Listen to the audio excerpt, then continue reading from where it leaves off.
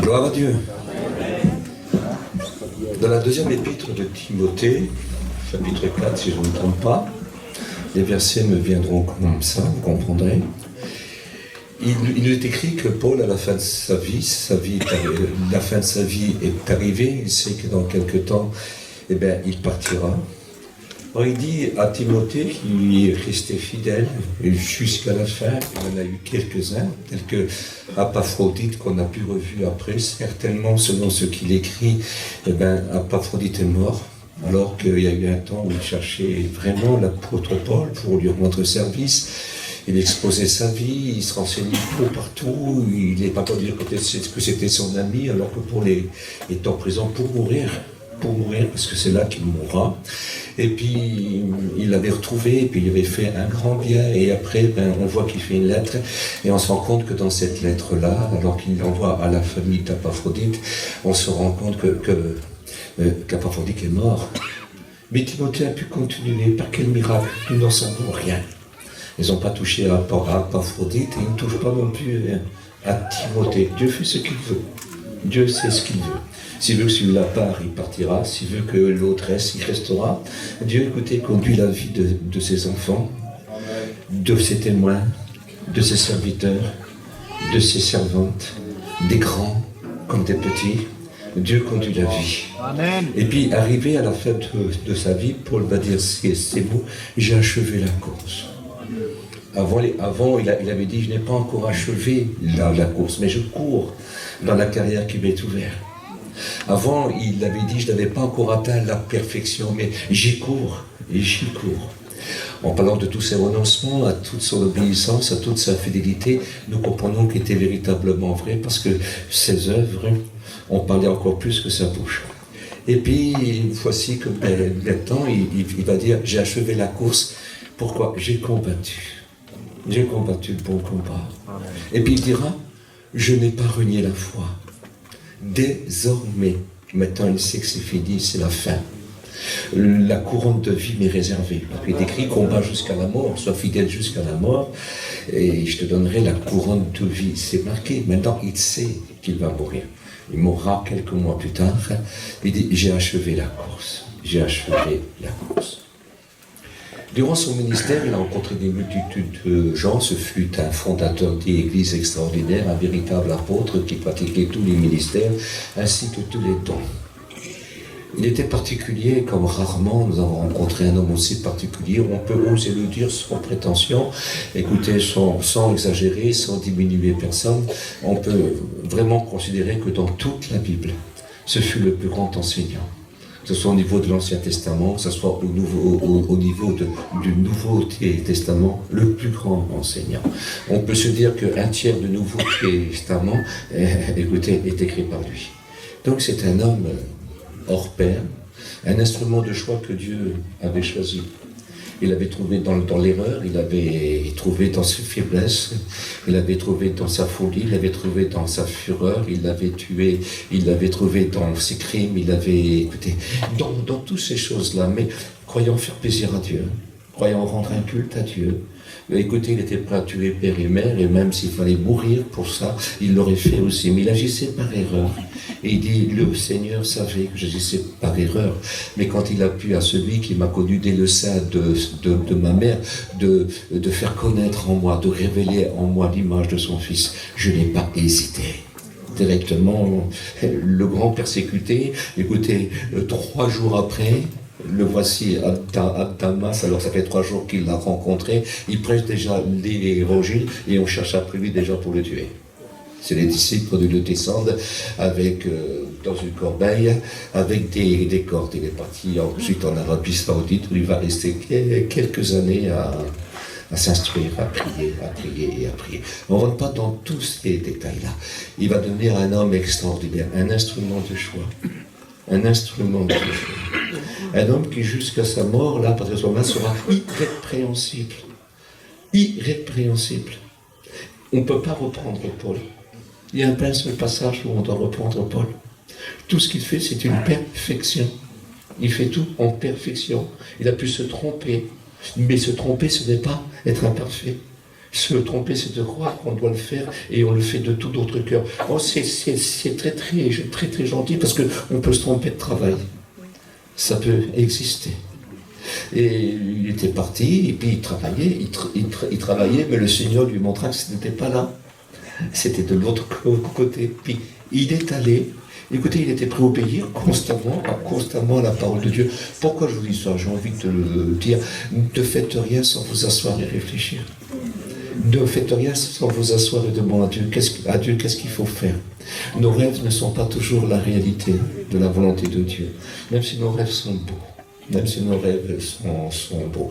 Écoutez, comment je peux dire? On ne peut pas travailler et puis siéger dans... comment je peux dire? On ne peut pas travailler selon le rassasiement que nous on voudrait.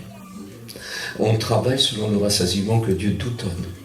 Ce n'est pas toujours facile, on peut travailler dans la douleur, comme on peut travailler dans une gloire, dans une sécurité, dans une extraordinaire, puis être fidèle et aimer Dieu véritablement. Et puis quand le Seigneur viendrait, il n'y aurait que des félicitations et des récompenses pour de tels hommes. Mais c'est pas ce que je veux dire. On peut aussi travailler dans la douleur, et dans la souffrance, et dans la maladie, au sein de la mort même. Nous regardons bien dans la parole de Dieu, on se rend compte que l'évangile n'est pas toujours facile pour certains. Mais ce qui est facile, c'est qu'on reçoit tous la force d'être fidèle. Amen. Mais ça, c'est facile. Parce que la fidélité ne vient pas de nous, elle nous est donnée. C'est marqué dans Galates 5,22, quand Paul parle de la part de Dieu et du Christ, du fruit de l'esprit, on voit 9 facettes. Ou 10 facettes, je ne me rappelle plus trop bien. Mais une de ces facettes-là, c'est la fidélité. Dieu nous donne cette capacité. Nous ne sommes pas capables, c'est pour ça qu'il faut prier. Quand on est capable, on n'a pas besoin de prier. Au ciel, on sera capable. On ne priera pas. On louera, on adorera, on servira et on régnera avec lui. C'est différent. Mais ici, il nous aide, nous donner notre capacité. Voilà, j'ai voulu introduire mon message de cette façon-là. Et il est écrit que le bon soldat ne s'embarrasse pas des choses de la vie s'il veut plaire à celui qui l'a enrôlé. Donc nous ne voulons pas s'embarrasser des choses inutiles. Écoutez, qu'est-ce que c'est que s'embarrasser des choses? C'est peut-être des choses qu'on n'a pas besoin pour l'aimer, pour le servir, pour lui être fidèle, pour faire sa volonté. Et il y a certaines choses qu'on n'a pas besoin. On n'a pas besoin. Alors écoutez, surtout ne pensez pas c'est l'argent, ceci, cela. Non. Des choses qu'on n'a pas besoin. Parce que le Seigneur donne ce qu'il en donne. Et il nous donne ce qu'il faut pour accomplir sa volonté. Écoutez, je vous promets, si tu es roi, tu auras de la sagesse pour bien faire ton rôle de roi. Et pour être fidèle à ton Dieu. Et puis si tu es trop petit, tu auras de la sagesse pour marcher avec une capacité qui vient de Dieu, tenir ferme et être fidèle jusqu'à la mort, avec une capacité qui vient de Dieu. Mais malheureusement, si on commence à convoiter ce que Dieu ne voudrait pas que nous recevons, c'est comme un rocher que vous mettez sur votre dos. Et vous ne pouvez pas aller bien loin parce qu'il finira par vous écraser. Par contre, si nous nous embrassons de rien pour faire ce que Dieu veut que nous faisons, alors c'est une autre affaire. Ah oui, parce que son joug est tout, son fardeau est léger. Est-ce que vous réalisez? Donc ça c'est une autre vie et on devient capable de faire des choses extraordinaires. Paul n'a pas peur, il n'a pas honte de le dire, et ce soit Pierre aussi, ce soit les apôtres aussi, eh bien, ils disent que l'évangile est quelque chose d'extraordinaire et ils ne craignent ni de souffrir, ni de manquer, ni de quoi que ce soit. Ils savent que si Dieu est avec eux, ça suffira. Et puis ils doivent partir à l'appel selon qu'ils auront reçu cet appel. Pourquoi je dis ça ce matin? Je voudrais demander à ceux qui sont étudiants, ne rêvez pas trop. Ne rêvez pas. Préparez-vous au combat. Préparez-vous à la guerre. Parce que notre ministère est une guerre. Je voudrais dire aux femmes comme aux hommes ici, bien sûr, n'ayez pas de ministère, mais attention, préparez-vous à la guerre. Parce que vous êtes des témoins de Christ. Acceptez les coups. Acceptez les mauvais jours. Parce que Dieu se sert des mauvais jours. Car tout concourt au bien de ceux qui aiment Dieu. Est-ce que vous réalisez? Et qu'il faut regarder les diverses épreuves comme un sujet de joie complète. comme un sujet de joie, parce qu'il nous prépare comme des hommes, des femmes d'élite. On voit dans le peuple de Dieu, d'Israël, les hommes comme les femmes vont au combat. Mais quand ils vont au combat, eux, c'est avec un hymne national qui est pour Dieu. Ils vont au nom de leur Dieu. Au nom de leur Dieu. Donc nous avons tous un combat, que ce soit la femme ou l'homme, elle se lève le matin, c'est une combattante, c'est un soldat de Dieu. Est-ce que vous voulez être soldat? Écoutez, ce n'est pas un engagement pour 10 ans, 20 ans, c'est un engagement jusqu'à la mort, parce que même la mort est ça le dernier ennemi que nous avons à combattre. Jusqu'à la fin, il faut être cette lumière. Un jour, j'ai eu l'occasion de parler sur la reine Esther. Au début, elle s'appelait Hadassah. Hadassah, c'est une plante qu'on appelle nitre. Mais elle a quelque chose d'extraordinaire. Quand elle naît, elle est toute blanche. Mais quand elle meurt, elle est encore toute blanche. Il n'y a rien dans sa vie qui lui a fait des taches. Elle reste toute blanche. Et puis ensuite, elle a perdu ses parents. Et puis un de ses cousins, Mardochée, un vieux bonhomme, l'a adoptée. Et il a donné le nom de Esther. Esther, ça signifie étoile. Alors elle était Hadassah quand elle est toute petite, mais Dieu l'appelle à devenir grande. Alors il appelle l'étoile, oui, mais une étoile quand elle est née, elle brille. Et elle brille jusqu'à sa mort. Je recommence. Une étoile brille jusqu'à sa mort. Alors même qu'on commence petit, mais c'est jusqu'à notre mort. Et puis si les honneurs viennent et si on est présenté d'une façon particulière, on doit rester brillant, brillant, brillant. Et cette lumière, ce n'est pas notre lumière. C'est la lumière que Dieu a fait pour nous. Amen. Et cette lumière, écoutez, elle est très très forte. Elle dit, je bâtirai mon église et les portes du séjour des morts ne prévendront point contre elle. Elle dit, je suis la lumière du monde. Elle dit, mais vous êtes la lumière du monde parce que nous sommes l'auteur du Christ. Nous sommes les témoins du Christ. Amen. Et ça, c'est très très important. Et nous avons les sentiments du Christ. C'est ça notre énergie. Les sentiments du Christ. L'amour, la paix, la joie, la douceur, la patience, la tempérance, la fidélité, la foi. Écoutez, la bénité, comme c'est important. Comme c'est important. Nous avons ça, c'est en nous. C'est en nous. On n'a pas besoin de faire l'effort. Ce que nous présentons et ce que nous disons, c'est fort. C'est pas nous qui est fort. C'est ce que le Seigneur a déposé en nous. Nous ne sommes pas forts, mais on a quelque chose de fort, de quelque chose de très très beau. Et si Dieu permettrait, écoutez, un clochard de vous amener un diamant, lui il est vraiment un clochard, mais le diamant est très très riche. Eh bien nous sommes que des clochards, parce que nous sommes des mendiants de l'Esprit de Dieu. Et nous sommes des mendiants de notre esprit, parce que nous l'humilions. Nous l'abaissons volontairement, nous nous humilions devant Dieu, pas ma volonté mais ta volonté, pas ce que je veux mais ce que tu veux. Ça c'est important, c'est l'homme qui écrit, recherchez premièrement le royaume des cieux et sa justice, et toutes les autres choses vous seront données par-dessus. C'est écrit que la colère de l'homme n'accomplit pas la justice de Dieu. Oui, mais la colère c'est une révolte. Et si on vient se révolter, écoutez, contre Dieu, parce que pour n'importe quelle raison de la vie, si on vient à se révolter, et, écoutez, c'est de la colère, et ça n'accomplit pas la justice de Dieu, et la lumière s'éteint. La lumière s'éteint. Voulez-vous laisser la lumière agir encore dans votre vie? Parce que c'est la présence du Maître avec tout son amour, avec tous ses sentiments, et avec son odeur. Vous connaissez l'histoire d'Esther, on ne va pas rentrer dans tous ces domaines-là.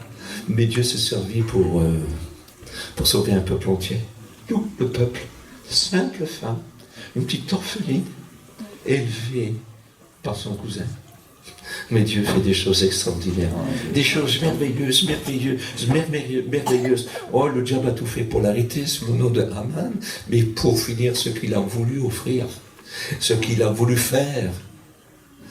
Pour Esther et Mardochée, c'est retombé sur sa tête à lui. C'est lui qui a perdu sa tête. Est-ce que vous comprenez? C'est lui qui fut pendu. Que Dieu, dans sa grâce, sachez que tôt ou tard, votre ennemi n'aura plus de force. Mais aujourd'hui, il en a encore. Et surtout, il est capable de prendre la force que lui laissait. Il peut rentrer par le trou d'une serrure. Il peut rentrer par le petit trou d'une aiguille. C'est un esprit. Paf! Ne lui laissez aucune chance de rentrer chez vous. Parce que si vous le laissez rentrer chez vous, il va rentrer. Mais il rentre pour régner. Quand il rentre, c'est pour prendre la place de Dieu. Quand vous l'avez laissé rentrer et que Dieu ne peut pas partager avec lui, ben Dieu s'en va, le Christ s'en va. Il est à la porte, il appelle toujours, il crie toujours, il frappe toujours. Il demande toujours que tu reviens, infidèle. C'est marqué comme ça, hein? Reviens, infidèle, et je te pardonnerai. Un jour, il dit pour Israël, je me souviens quand tu étais jeune. Je me souviens de ta constance et de ton amour pour moi. Il ne peut pas l'oublier, mais là, Israël a changé quand il a dit ça. Puis il l'appelle toujours. Il dit, Ariel, reviens. C'est un nom de Jérusalem. Ariel, reviens à ton Dieu qui t'aime. Quelle importance, ça. Et Dieu revient toujours. L'autre est rentré avec violence pour humilier la vie, pour dégrader la vie. Écoutez, pour détruire, pour égorger et pour tuer. Mais seulement le Seigneur, il continue à appeler. C'était pas forcément prévu dans mon message ce matin. Mais je le dis parce que je préfère me laisser conduire de cette façon-là, humblement et simplement. Vous vous rendez compte que personnellement, moi je n'ai aucune force. Mais vous vous rendez compte aussi que les paroles que je dis viennent de mon Dieu. Amen. Ce sont des paroles divines. Donc des paroles d'amour, de délivrance et de toute puissance, pour vous dire en net. Et ça, c'est très, très important. Il a toujours secouru ses héros. Je m'excuse, hein. Mais on ne peut pas retirer au héros le héros de la foi. Écoutez, c'est pas parce qu'on serait capable de se battre avec 10 lions qu'on serait un héros de la foi.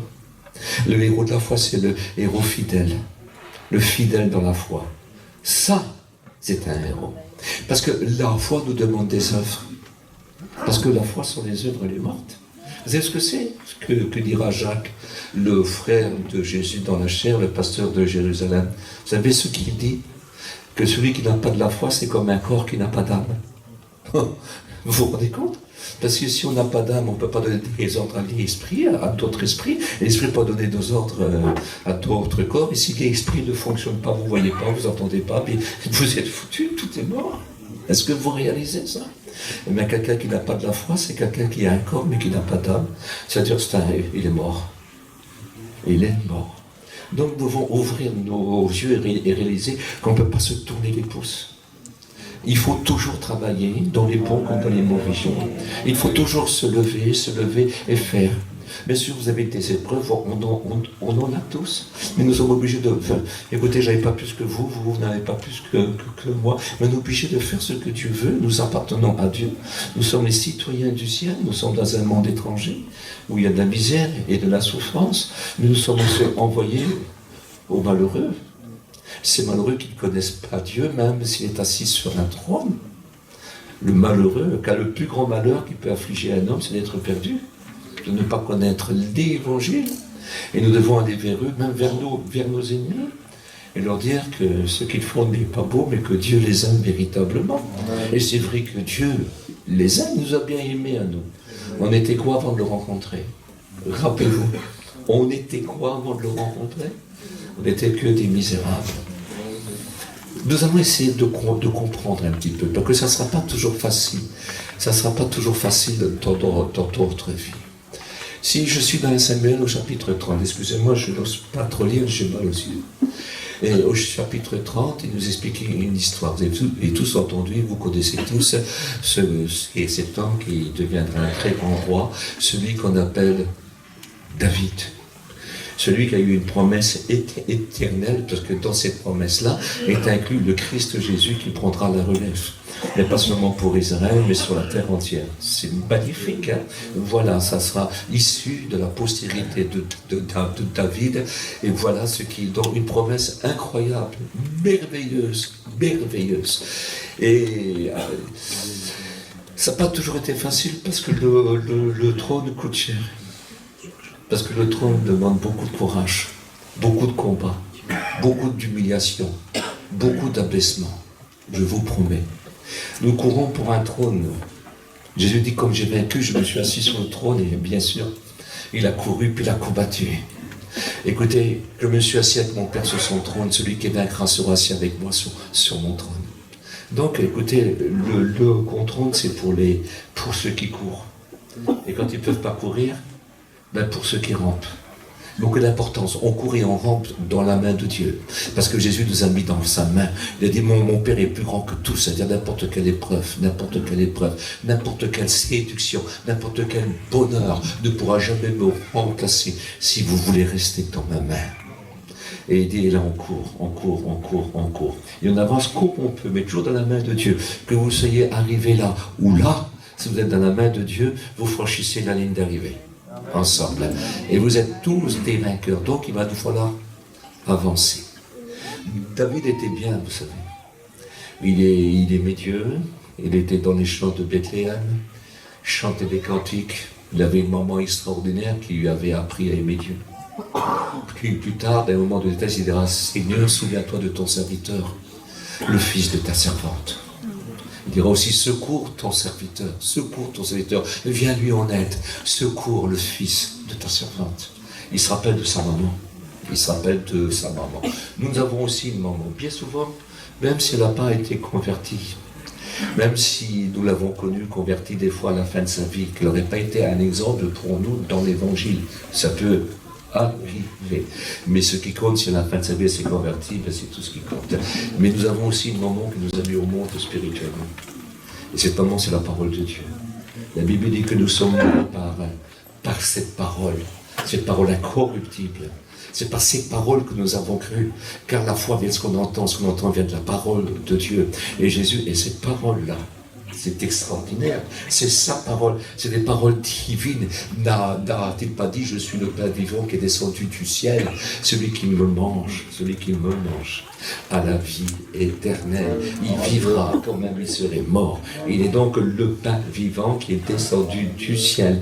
Et il a dit au diable lui-même, on va leur dire, ferme-la, ne fais pas le malin, ça ne sert à rien, car l'homme ne vivra pas seulement de pain, mais de toute parole qui sort de la bouche de Dieu. Et ça, c'est différent. Et lui s'appelle Dieu aussi. Et il est descendu sur la terre pour accomplir ce que tu n'as jamais pu faire, pour accomplir ce qu'aucun homme n'a jamais pu faire. Il est descendu l'accomplir pour toi. Et comme il a gagné pour toi quelque chose de particulier, si tu veux marcher avec lui fidèlement jusqu'à la mort, il t'en donnera le pouvoir, parce qu'il dit, je suis avec toi. Tous les jours jusqu'à la fin du monde. C'est pas pour prendre des photos, puis faire des beaux voyages avec des belles photos. Tu as le droit. Où tu seras, il sera avec toi. Mais écoute, même si tu es en prison pour lui, je serai avec toi. Et tu seras capable.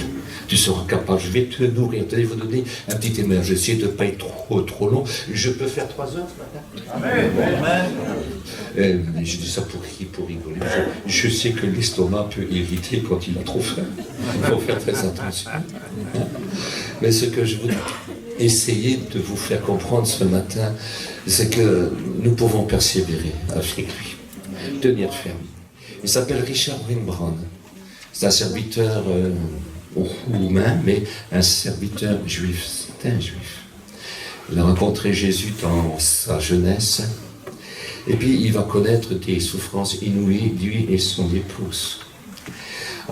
Il sera appelé plus tard le pasteur à pieds nus, le pasteur déchaussé. Pourquoi ? Il a fait 16 années de prison. Sa femme, elle en a fait 12, séparés. Et leurs enfants séparés aussi. Et puis, de temps en temps, on venait les trouver. Il était à 10 mètres sur terre. Qu'est-ce qu'il était malheureux, vous savez. Il était enchaîné dans des chaînes très lourdes, aux pieds. Et un jour, écoutez, de temps en temps, on vient trouver. Il dit, voilà, si tu renies le Seigneur, si tu blasphèmes, si tu ne veux plus prêcher l'évangile, si tu restes tranquille, on te libère, toi et ta femme. Il dit, toi, je peux pas. Il dit, si je sors, je prêche l'évangile, je suis un témoin de Jésus-Christ, et puis il est même capable de leur parler, vous avez besoin du Christ, vous avez d'être pardonné et sauvé. Alors il le tapait avec des baguettes sur les pieds, comme ça. Et si bien que 16 ans après, quand il sortit, par une libération, il retrouva sa femme qui avait fait 12 ans même. Et puis il a prêché un petit peu partout, mais dans quel état il était ? On l'entendait tousser, parce qu'il était à 10 mètres de profondeur dans les endroits où c'était pas très très chaud. Écoutez, c'était horrible, hein. Il toussait, il était malheureux, les bronches étaient prises. Je crois qu'il est mort aujourd'hui, mais quel monsieur. Il prêchait le Christ de façon particulière. Et puis le Seigneur pouvait leur faire des aides, écoutez, des aides incroyables. Il dit, on était à 4 dans une cellule, il y avait d'autres cellules, c'était tous des chrétiens, on était tous des persécutés, et puis on s'avait fait un code, et on pouvait dire des choses entre nous, on n'avait pas de Bible, rien. Et puis il dit, il y en a un qui dit, oh quel dommage, on a des années, on n'a pas la Sainte Seine, on ne prend pas la Sainte Seine, on ne prend pas la Sainte Seine. Mais comment qu'on va faire? Et puis le plus bête d'entre eux, le plus bête, c'est-à-dire ne méprisez pas le plus petit, celui qui paraît moins fort que vous, celui qui prie moins longtemps que vous. Est-ce que vous comprenez? Celui qui a moins de force que vous, au contraire, il faut porter les faibles, supporter les faibles. Et le plus faible, il dit, mais comment? Pourquoi vous dites qu'il n'y a rien? Ben oui, on n'a rien. Mais il dit, mais alors rien, ça existe alors. Rien, c'est quelque chose alors. Ah oui. Il dit, parce que, écoutez, il est bien dit que Dieu a suspendu la terre dans le néant, et puis elle tient. Et les étoiles, tout. Alors, rien, c'est quand même fort, alors. Alors pourquoi on ne prend pas la Sainte Seine comme si qu'elle existe? On ne peut pas rompre le pain, on ne peut pas prier, on ne peut pas prendre le vin, vu qu'on le fait en souvenir de Jésus-Christ. C'est en souvenir du Christ. C'est pas le pain et le vin qui donnent la vie. Si on dit que c'est le corps du Christ, on n'est pas des cannibales, mais il est descendu avec ce corps-là pour nous apporter sa parole. Et c'est de sa parole qu'on se nourrit. Et c'est de sa parole qu'on s'abreuve, non? Amen. Quand quelqu'un s'est converti dans la parole de Dieu, il n'a jamais parti, il n'a jamais mangé un petit bout de doigt de Jésus avant de le quitter. Il est parti avec sa parole. Il dit, je vous envoie, ma parole vous accompagne. Et puis ils ont commencé. Écoutez, c'était incroyable. Ils ont pris du pain, ils n'en ont pas. Ils ont rendu grâce. Et puis, ils ont cassé. Et ils l'ont mangé. On ne voyait rien, mais ils étaient bénis. Puis ils passaient le pot à l'autre, et le pot à l'autre, puis ils l'ont tous pris. Ils ont pris la coupe. Ils l'ont béni. Et ils l'ont bu. Qu'est-ce qu'ils sentaient bien. Il dit, on n'a jamais eu des saintes scènes comme on a eu en prison. Jamais, jamais. C'était vraiment le souvenir de Christ. C'est pas la matière qui compte, c'est la parole. Amen. Et c'est le cœur. C'est très important. C'est pas la matière. On regarde trop à la matière. Parce que la foi a quelque chose de osé. Et la foi, c'est vivant. Et Dieu aime ce qui est vivant. Il s'appelle David. Il est pourchassé partout. Parce qu'il est appelé à être roi. Et puis tout le monde sait qu'il va être roi. Et le roi sait qu'il sera roi. Il va le dire 2 fois. Je sais que l'Éternel t'a choisi, tu seras roi à ma place. 2 fois, ça est obligé de le dire. Mais 2 fois, ça est toujours, ça le poursuit pour le tuer. Dingue. Savoir la volonté de Dieu, puis la rejeter. Écoutez, ne faites jamais tort au loin. Je recommence. Ne faites jamais tort au loin. Acceptez la volonté de Dieu. C'est très, très important. Très, très, très. Un ouin ne prend pas votre place, il est loin pour avoir votre place un jour. Non, non, non, non. C'est Dieu qui lui donne et vous faciliterez de façon extraordinaire parce que vous aurez devenu le père spirituel de ce ouin-là. Quelle importance, quelle importance. Et il se passe une chose qui est belle, qui est extraordinaire. Avant, ses frères étaient contre lui. Et puis je crois, je vais quand même vous citer ce verset-là, parce que je ne veux pas vous laisser dans l'ignorance, si vous voulez le lire après, dans 1 Samuel, chapitre 22, vous lirez ça. Et dans 1 Samuel, chapitre 22, il se passe une chose étonnante. Vous savez que maintenant, Jésus est dans une ville qui s'appelle Tsiklag. Et là, ils sont à 400, même à 600. D'où savons que quelque temps auparavant, ses frères et la famille de son père étaient venus là. étaient venus chez David, tous les créanciers, tous les méchants, tous ceux qui avaient des dettes, tous ceux qui ne s'en sortaient pas, étaient venus le voir. Et puis tous ensemble, ils étaient ensemble, et puis ils combattaient les ennemis d'Israël. Ça allait très très bien, ça allait très très bien. Bien sûr qu'ils ont toujours, ils ont toujours salué à leur tous, mais ils ne peuvent rien faire parce que la main de David est plus grande. Est plus grande. Ses frères sont avec lui, son père, je veux dire, la famille de son père, je ne sais pas si son père est mort, mais la famille de son père. Peut-être des oncles, peut-être des tantes, je n'en sais rien, peut-être des cousins, je n'en sais rien. Mais tout ce que je sais, que les voici, il y en a 400 qui le rejoignent, mais il avait déjà 200 pour lui. Donc ça fait 600. Et ils sont à Tziklak, et puis David, il part. Avec ces 600 hommes-là, ils vont faire une excursion parmi les Philistins. Ils ramassaient de l'argent, vous savez, ils se battaient, et puis ils apportaient de la nourriture pour Israël. On ne rentre pas dans tous les détails. Et quand ils reviennent, ils voient de loin que ça a brûlé. Que ça a brûlé. Alors ils sont affolés, ils courent, la ville est brûlée, il n'y a plus personne, plus personne. Tout le monde est emmené. Femmes, enfants, vieillards, tout le monde. Et tout le monde commence à pleurer, tout le monde commence à pleurer, tout le monde commence à pleurer, tout le monde a commencé. Et David aussi pleure. Ils ont un découragement comme ce n'est pas possible, les femmes et les enfants. Les vieux parents, tout a disparu. Et ils ont tellement pleuré qu'ils n'avaient plus de larmes. Oui, mais à la fin, c'est la colère après. Ils ont commencé à parler de lapider David. Vous ne vous rendez pas compte? Ses frères, Eliab, Shama, Abinadab. Cette famille-là, il y a Abishai, Joab n'est pas là. Mais il y a Abishai. Mais qu'est-ce qui se passe? Mais qu'est-ce qu'ils font? Ils veulent le tuer. Et voyez-vous, il y a une chose, il y a des moments dans la vie que vous ne serez pas compris par tout le monde. Il faut dire nous entraîner dans des choses qui ne vont pas. Ce n'est pas toujours facile, mais il y a une chose incroyable. David décida à s'appuyer sur Dieu. Il a pleuré, mais non, il y a Dieu. Il connaît les promesses qu'il a reçues. Et voyez-vous, il est bon quand nous avons une épreuve. Je ne vous apprends rien de nouveau. Bien sûr, vous allez prier, mais avant de prier, asseyez-vous. Et rappelez-vous des promesses avant. Marquez-les sur un papier. Même si vous les faites en pleurant, en tremblant. Même si vous les faites avec le cœur lourd. Même si un certain désespoir vous a saisi. Commencez à écrire. Il m'a dit ça. Il m'a dit ça. Il m'a dit ça. Il m'a dit ça. Il m'a dit ça. Souviens-toi des prophéties si tu en as donné. Parce que ne méprisez pas les prophéties. N'oubliez pas les prophéties. Alors vous les marquez. Celles qui ont marqué votre vie. Quand vous êtes né spirituellement. Et quand Dieu dit je te garderai, je te bénirai, je serai toujours avec toi. Rappelle ça, remarque ça. Tu marques ça sur un papier.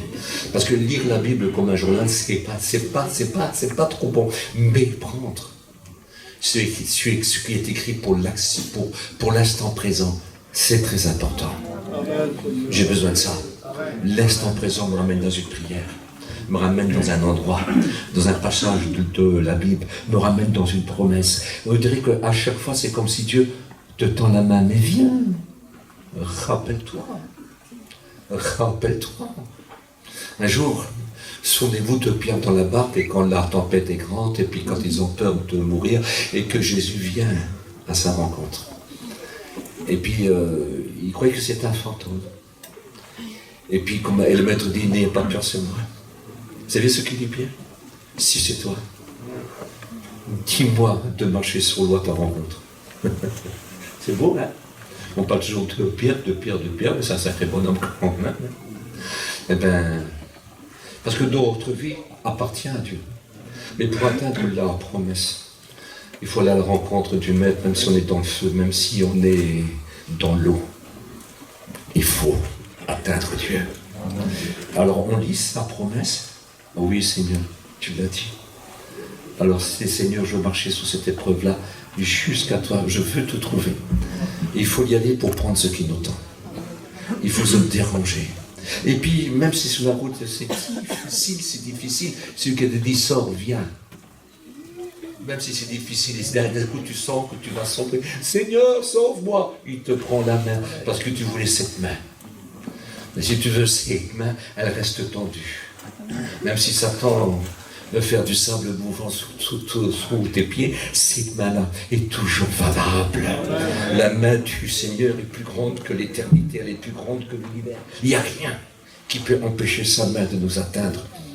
Ce matin, en France et en Europe, nous avons à peu près les mêmes heures. Écoutez, la main de Dieu, elle est sur des millions de personnes. Est-ce que vous croyez ça? Amen. Moi, je le crois de tout mon cœur. Il est avec eux, mais il est avec nous encore. Amen. Je ne sais pas, ne te laisse pas mourir. Ne te laisse pas sombrer. Il écrit, si le fleuve déborde, l'Esprit de l'Éternel le fera fuir. Il dit, tu marcheras dans le feu, tu n'y arriveras rien. Écoute, tu marcheras sur l'aspi. Écoute, tu rouleras le dragon. Rien ne pourra t'arrêter. On aura affaire au dragon. Vous savez ce que c'est que le dragon? L'imagination. L'imaginaire. Quelle maladie, l'imaginaire. Quelle maladie, l'imaginaire. L'imaginaire, c'est ses angoisses, c'est ses pensées que tu ne sais pas dompter. Ce qui te fait mal, ce qui te détruit, ce qui te rend fou. Ce qui t'attriste, ce qui t'irrite, ce qui te fait peur, qui te terrorise, qui te désespère, ce qui fait de toi quelqu'un d'épouvanté, qui a peur de tout, et dont la vie est ruinée, que tu ne peux plus t'en sortir, tu peux plus, mais avec lui, tu rouleras sur lui. Tu rouleras sur le dragon, parce qu'il veut que ton esprit soit dirigé par son esprit, pas par le dragon. Rejeter le lionceau, il paraît beau comme ça, vous savez. Quand il est tout petit, c'est une belle peluche, et c'est un animal extraordinaire. Mais un jour, quand il est trop grand, puis quand c'est devenu un lion, il peut vous tuer à tout moment. Vous savez, quand les dompteurs reçoivent un lion, ils le prennent petit et jeune. Et des fois même, quand il grandit, certains ont été attaqués et tués par leur lion. Il n'y a pas longtemps de cela, des frères que je connais très bien, qui aiment vraiment le Seigneur, je crois que c'est les kayaks, si je ne me trompe pas, eh bien, ils avaient un lion, là. Ils le connaissaient bien, un lion terrible. Ou un tigre, je n'en sais rien, mais je crois que c'était un lion. Et puis, il l'a chopé. Le lion, on a pris un par la jambe.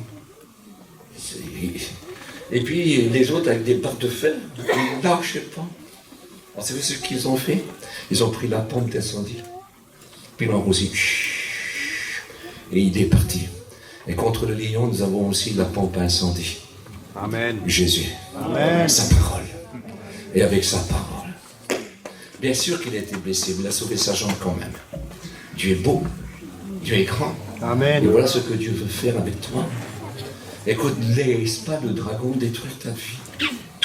Ne le laisse pas détruire ta vie, parce qu'il y aura toujours des occasions pour Dieu. Dieu peut tout faire à l'instant même, même si tu ne le mérites pas. C'est par grâce. Quand tu souffres, quand le malheureux crie, l'Éternel l'entend. Ça veut dire quoi? C'est pas qu'il est parfait, c'est pas qu'il est mieux que les autres, et peut-être même c'est un rétrograde. Mais de tout son cœur, il crie à Dieu, Seigneur, il me dévore. Il cherche celui qui se laissera dévorer. Mais si tu ne veux pas te laisser dévorer. Vous savez, il y avait des brebis du temps de David quand il gardait de troupeaux, et son père n'était pas très riche, parce qu'il est question, que son frère dira plus tard face à Goliath, quand David vient, il dit, tu as abandonné les quelques brebis de notre père pour être là. Écoute, donc c'est pas un grand troupeau. Et quand un lion ou un ours venait, parce que ça n'a rien à voir avec Bethléem tout aujourd'hui, c'était boisé, il y a 3000 ans de cela.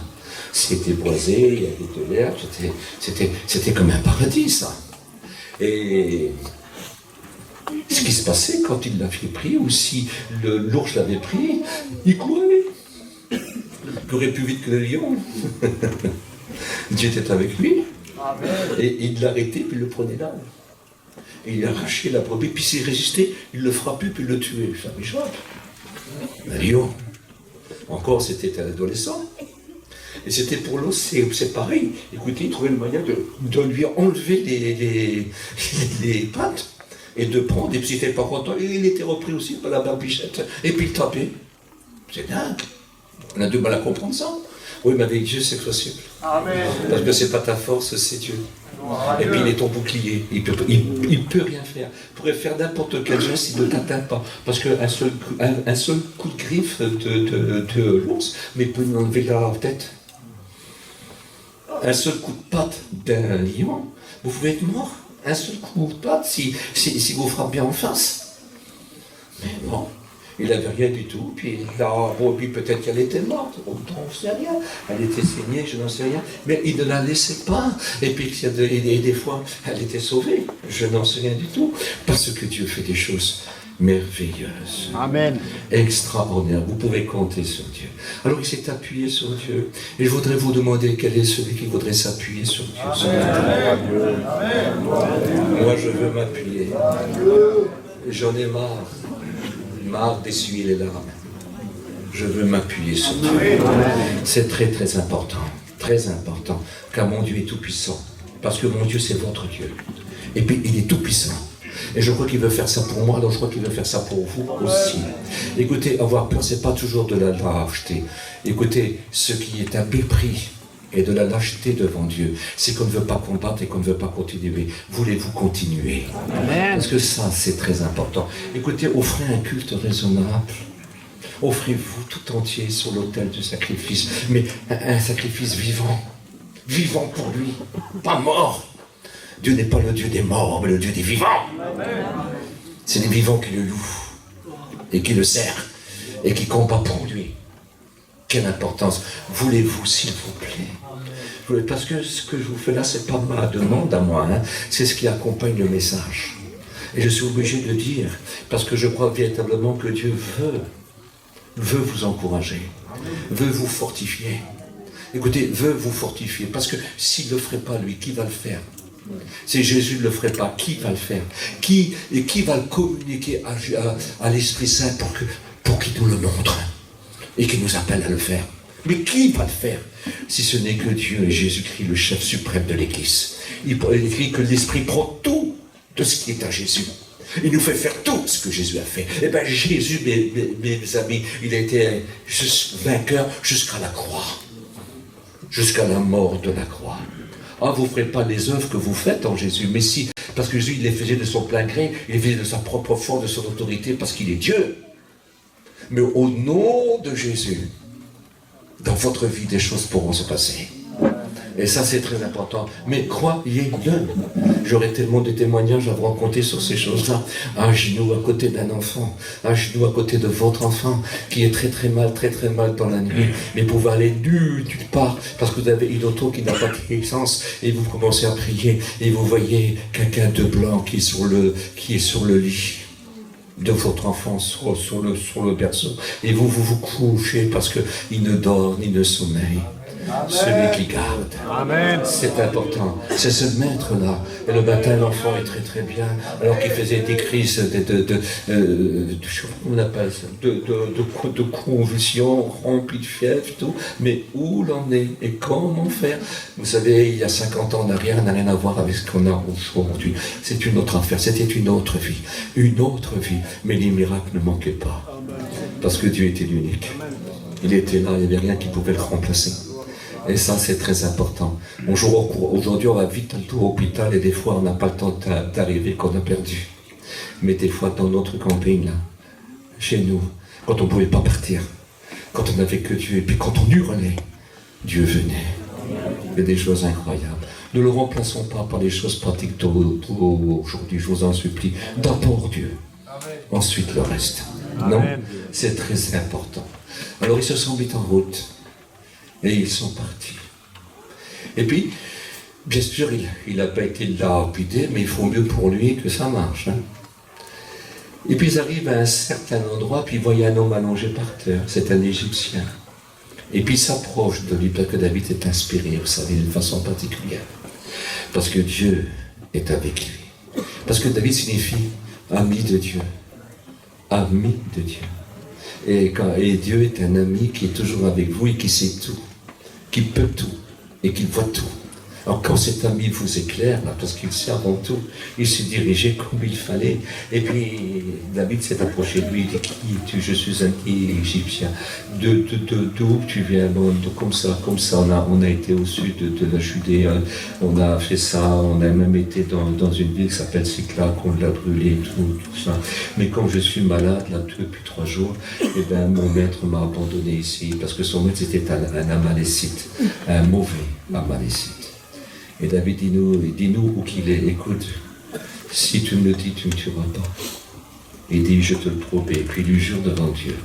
Il lui donne à manger, des figues, du raisin sec et tout ça. Et après, ils sont partis diriger, comme ça. Cet homme va vivre. Cet homme va vivre. Parce qu'il a voulu aider. Parce que autrement, il aurait mouru. Et David sait où ils sont. Puis il part. Puis il y aura un combat qui va durer toute la nuit. Et tout le jour. Quel combat, hein? Quel combat. Mais ils sont tous morts. Il n'y en a que 400 Amalécites qui peuvent se sauver. Ben alors c'est un anéantissement comme ce n'est pas possible. Et toutes les femmes sont récupérées. Et tous les enfants sont récupérés. Et tout l'argent qu'ils ont volé a été aussi récupéré. Et toutes les expulsions qu'ils ont fait dans le territoire de Juda a été récupéré aussi. C'est-à-dire bénéfice, constamment, quand on a décidé de s'appuyer sur Dieu. Parce que celui qui a la foi est agréable à Dieu. Parce que celui qui a de la foi, c'est qu'il connaît Dieu. Celui qui a de la foi, c'est qu'il aime Dieu. Parce que même si tu aurais une foi comme ça, si tu n'aimes pas Dieu, Dieu n'est pas un commis, on ne le commande pas. Dieu, on l'adore et on le prie.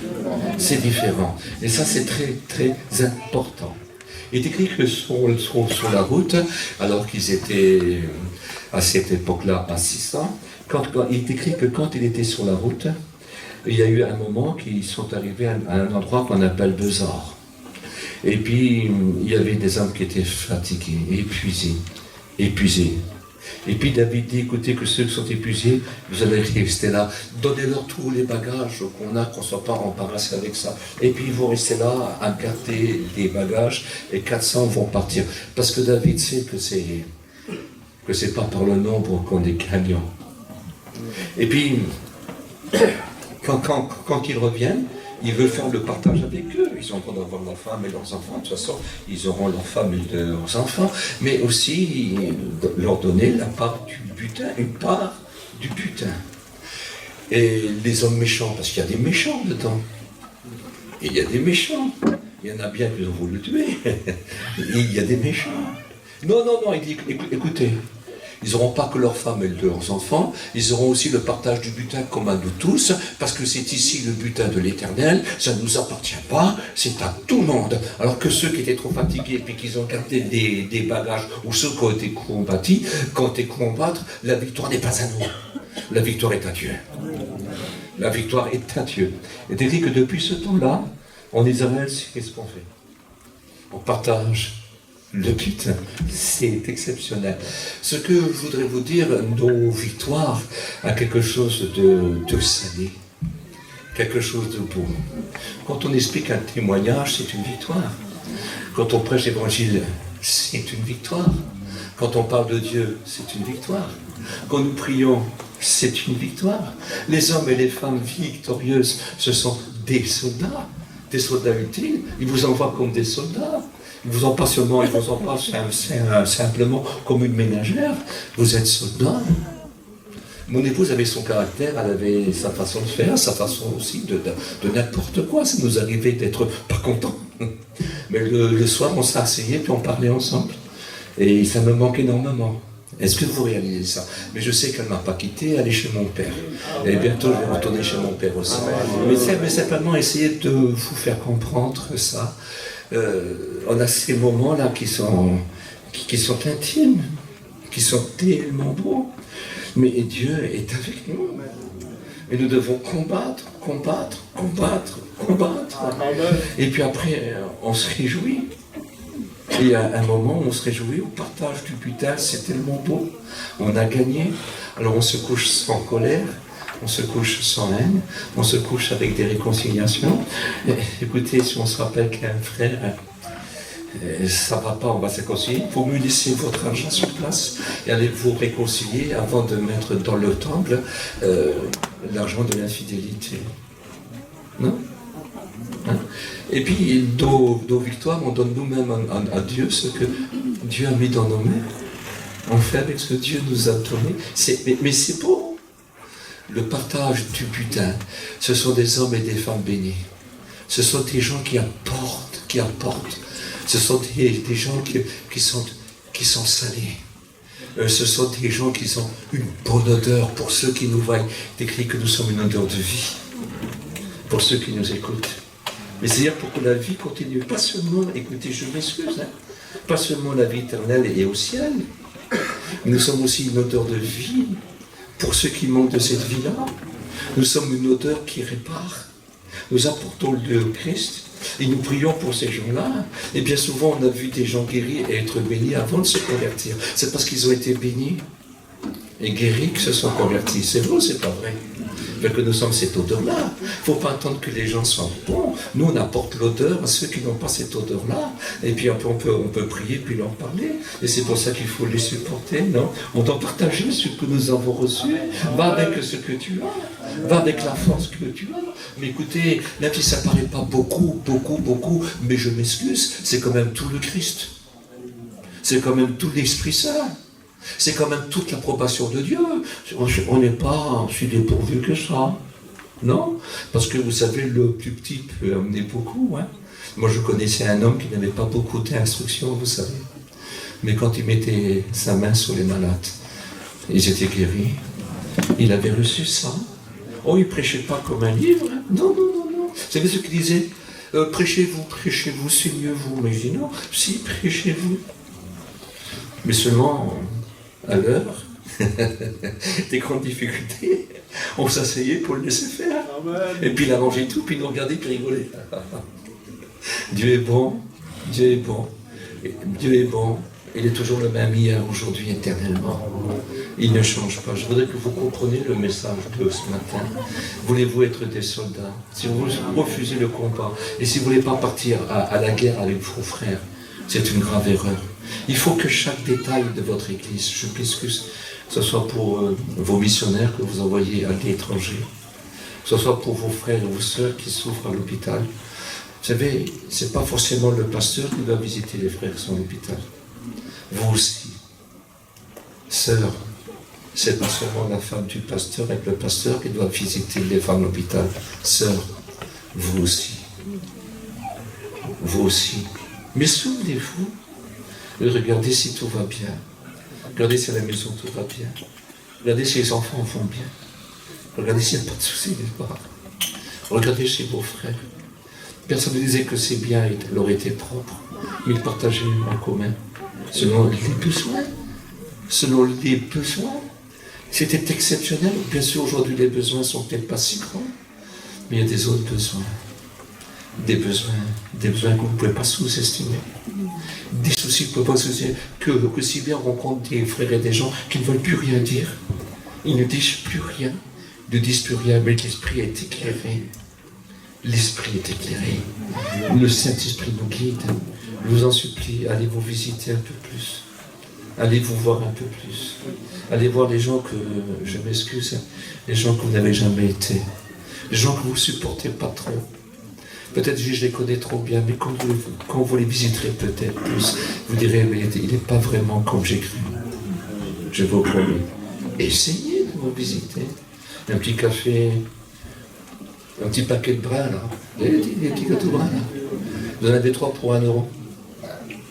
C'est pas grave, ça. Vous allez chez Aldi le prendre. C'est le même goût.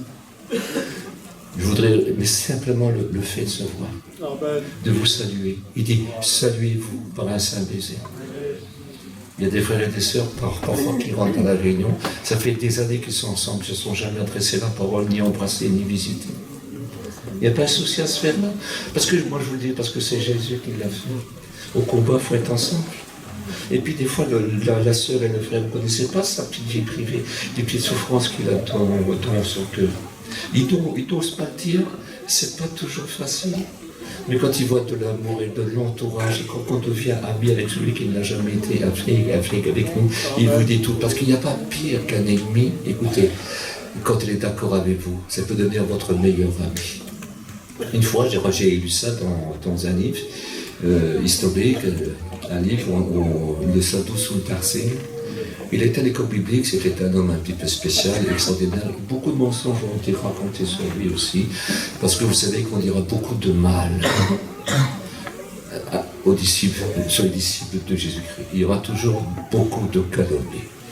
C'est un homme qui avait 16 ans, mais déjà à 16 ans, il avait été blessé plusieurs fois. Il avait déjà été empoisonné, il avait déjà pris des coups. Mais écoutez, son corps était déjà meurtri, ses cicatrices étaient profondes. Mais il était à l'école biblique pour être comme tout le monde. Pour être avec ses frères. Donc il était à l'école biblique. Et puis quand il était à l'école biblique, il avait une avance extraordinaire, parce que c'était déjà un homme spirituel qui priait beaucoup, qui jeûnait beaucoup, mais c'était sa vie, il n'a pas attendu d'être à l'école biblique pour faire ça. Et puis il avait une sagesse, une tenue, une douceur. Et puis il y en avait un qui ne pouvait pas le supporter. Il devait certainement être jaloux sur lui. Puis il lui faisait de la misère, puis il l'accusait. Et puis un jour, cet ennemi, lui, il n'a jamais rien dit, il n'a jamais répondu, il a toujours été gentil avec lui, il n'a pas été stade au professeur, ni aux autres, ni à ses amis qui l'aimaient bien, il n'a rien dit. Et puis il est allé prier, c'était son habitude. Et puis un jour, il l'a vu partir, l'autre, son ennemi, il l'a vu partir dans un certain endroit, et puis il l'a suivi de loin. Peut-être pour lui faire mal, pour lui parler mal, pas pour le frapper, mais pour lui parler mal, pour essayer de l'agresser encore, pour le vexer. Et puis quand il est arrivé, il l'a vu à genoux, là, en train de pleurer. Et il priait pour lui. Il priait pour lui. Il disait à Dieu qu'il l'aimait. Puis il voulait qu'il soit béni. Et puis il priait. Et c'est devenu les deux plus grands amis de la terre. Parce qu'un ennemi peut changer, vous savez. Ah oui, un ennemi peut changer. C'est très très important. Et ça c'est, écoutez, l'amour c'est une force incroyable. C'est un médicament qui peut délivrer l'âme, l'esprit et le corps. L'amour, c'est de cette façon que Dieu tout traite. Mais il a besoin d'instruments. D'instruments. Dieu ne peut pas faire ce que toi tu dois faire. Et puis Dieu a besoin de toi pour lui ouvrir la porte, pour le laisser rentrer. Est-ce que tu comprends? C'est très important. C'est très, très important. Alors, je ne sais pas quelle décision vous allez prendre, mais moi, je me suis rassemblé ce matin pour devenir meilleur. Amen. Voulez-vous être meilleur? Amen. Hein, c'est important. Je pense que ce n'est pas peine qu'on va plus loin. Non? Ça ne sert à rien. Je pense à une chose. J'ai décidé de m'appuyer sur Dieu. Amen. Hein? Amen. Amen. Merci pour ta parole. Ta parole est simple, ta parole est simple. Mais ta parole est belle. Elle est exacte. Elle est la vérité. C'est un pain qui nourrit, une eau qui désaltère. C'est une espérance éternelle. Et c'est une force toute puissante qui peut se manifester à n'importe quel moment. À toi toute la gloire, Père. Dans le beau nom de Jésus. Amen. Amen. Amen. Combien je veux te louer.